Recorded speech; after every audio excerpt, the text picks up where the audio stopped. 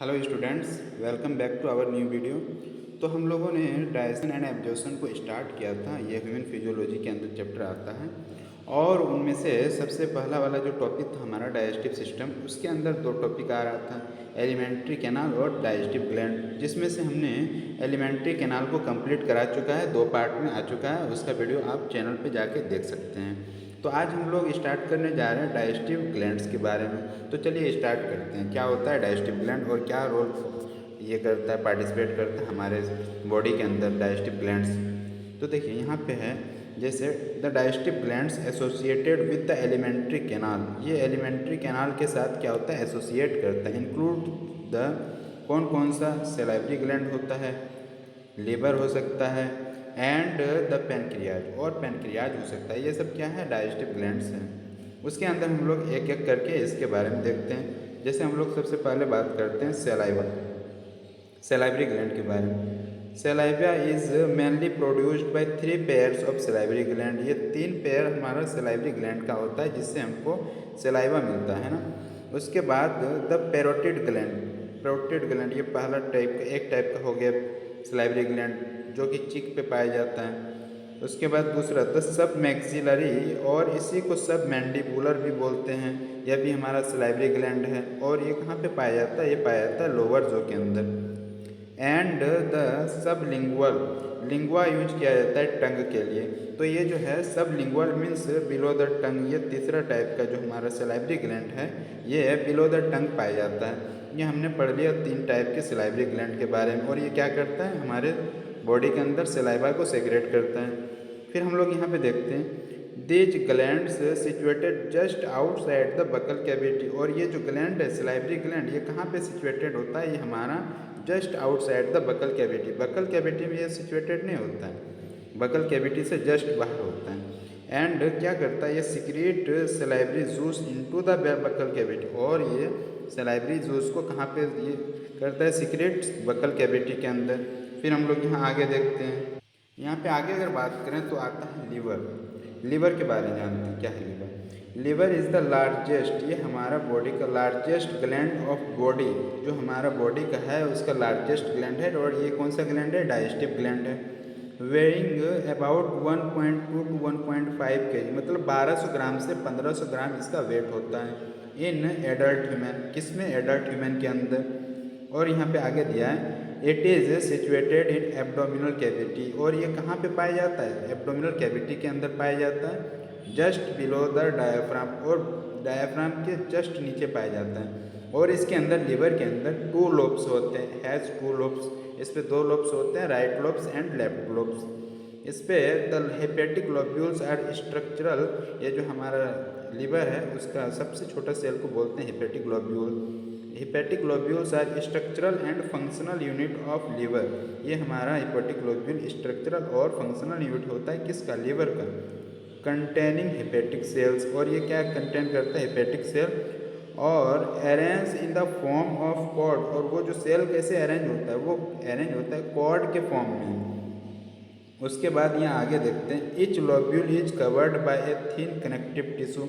और ये जो हमारे लोब्यूल्स होते हैं ये हमारे कवर्ड होते हैं थिन, पतला कनेक्टिव टिश्यू से, tissue sheath, called the Glisson's capsule, और इसको बोलते हैं ग्लीसन्स कैप्सूल। उसके बाद यहाँ अगर देखें तो the bile is secreted by hepatic cell.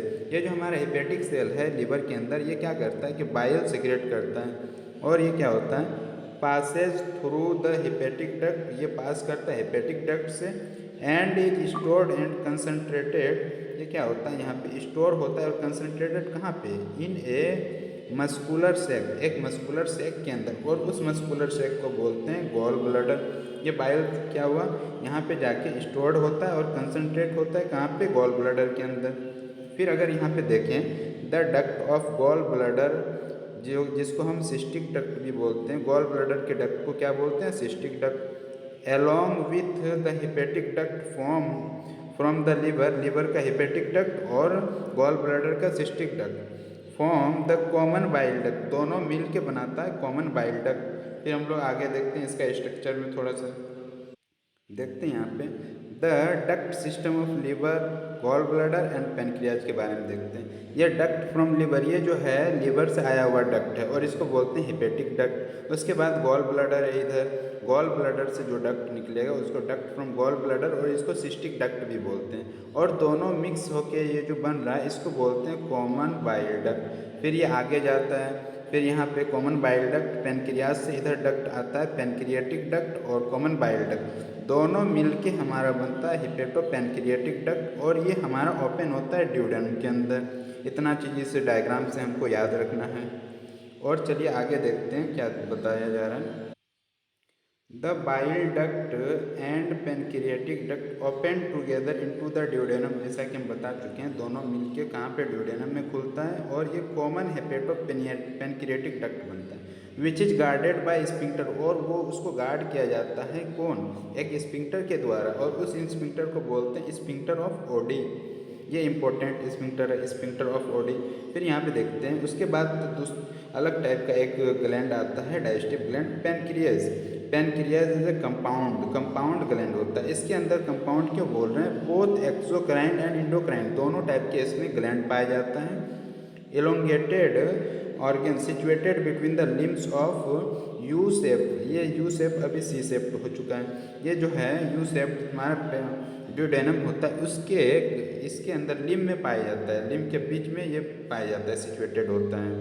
The exocrine portion secret alkaline pancreatic juice, जो हमारा एक्सोक्राइन पोर्शन है पेनक्रियाज का वो क्या करता है, एल्कलाइन पेनक्रियाटिक जूस को सीक्रेट करता है कंटेनिंग एंजाइम्स, जिसमें कि एंजाइम्स कंटेंस करता है। और इंडोक्राइन पोर्शन सीक्रेट्स हार्मोन, और इंडोक्राइन पोर्शन जो हमारा पेनक्रियाज का है वो हार्मोन्स को रिलीज करता है, जैसे कि इंसुलिन हार्मोन हो गया, ग्लूकागॉन हार्मोन हो गया, ये सारा हार्मोन्स को सीक्रेट करता है इंडोक्राइन पोर्शन ऑफ पेनक्रियाज। फिर हम लोग देखते हैं ये हमारा यहाँ तक डाइजेस्टिव ग्लैंड्स के बारे में पढ़ लिए। अब चलिए हम लोग करते हैं next disorders of digestive system. तो स्टार्ट करते हैं डिसऑर्डर्स ऑफ डाइजेस्टिव सिस्टम। इसमें कुछ कुछ डिसऑर्डर्स है डाइजेस्टिव सिस्टम के अंदर। The inflammation of intestinal tract के अंदर inflammation is the most common element due to bacterial और वायरल इन्फेक्शन। ये जो हमारा इंटेस्टाइन के अंदर इन्फ्लामेशन होता है वो किसके कारण होता है, मोस्टली जो होता है बैक्टीरिया और वायरल इन्फेक्शंस के कारण।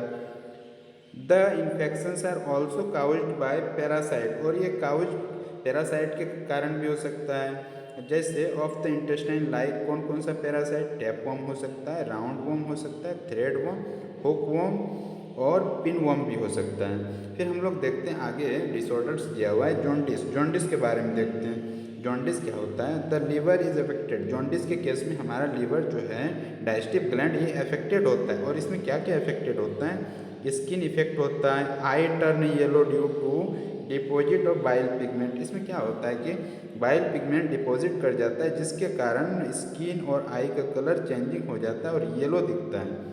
तो चलिए और आगे इसमें नेक्स्ट बात करते हैं डिसऑर्डर्स की। तो यहाँ पे दिया है वॉमिटिंग।